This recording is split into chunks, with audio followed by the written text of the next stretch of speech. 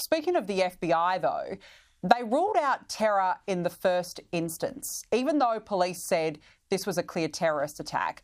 And I mean, a man carrying an ISIS flag with explosives and weapons mows people down, and the FBI in the first instance says, no, it's not a terror attack.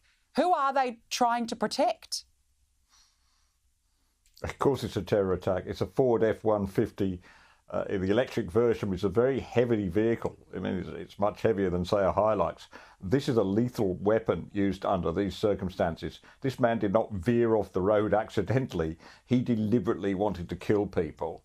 And then, of course, we now have accounts that he had an believe an AK-47 or certainly a firearm with him, which he used, and that they're improvised explosive devices.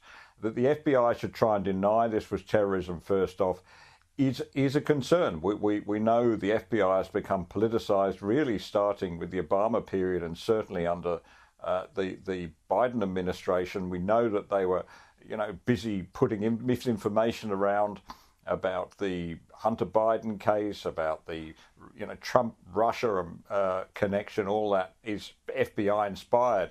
So my real concern here, Danica, is that the FBI is not doing its day job. It's become distracted with these political games, and I really hope that at the heart of the FBI there are people as committed as they were back in the 9/11 attacks to get to the bottom of who is behind this.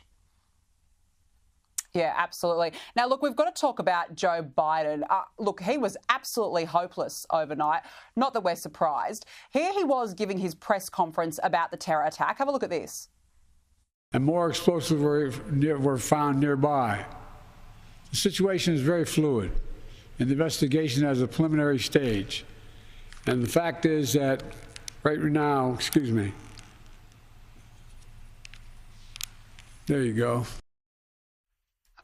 It's honestly, it's embarrassing to watch. This is a serious incident, and the President of the United States has no idea what's going on. And then he proceeded to walk off and answer no questions. Have a look. May God protect our troops, and we'll keep you fully, contemporaneously informed. Thank you. Have you spoken to President Trump? Are you concerned about more attacks? Have you spoken to President Trump? Investigated as a terror attack?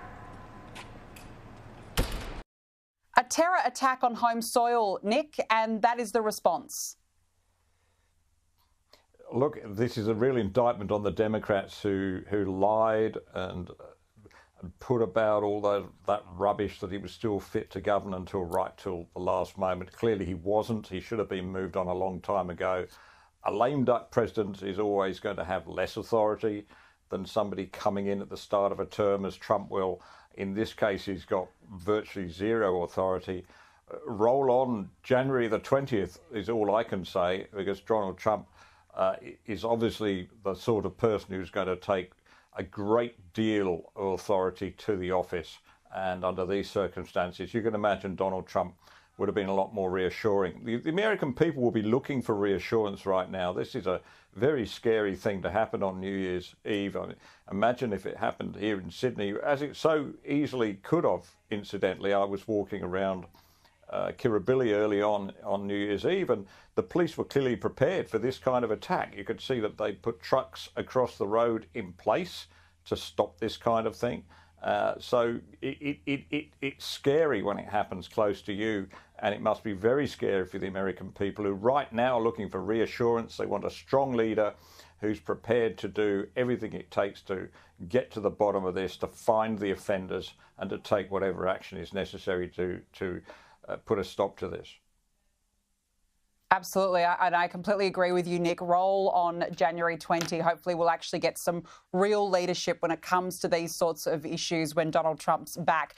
Nick Cater, good to see you. Thank you very much for joining me on the show this evening. Appreciate it.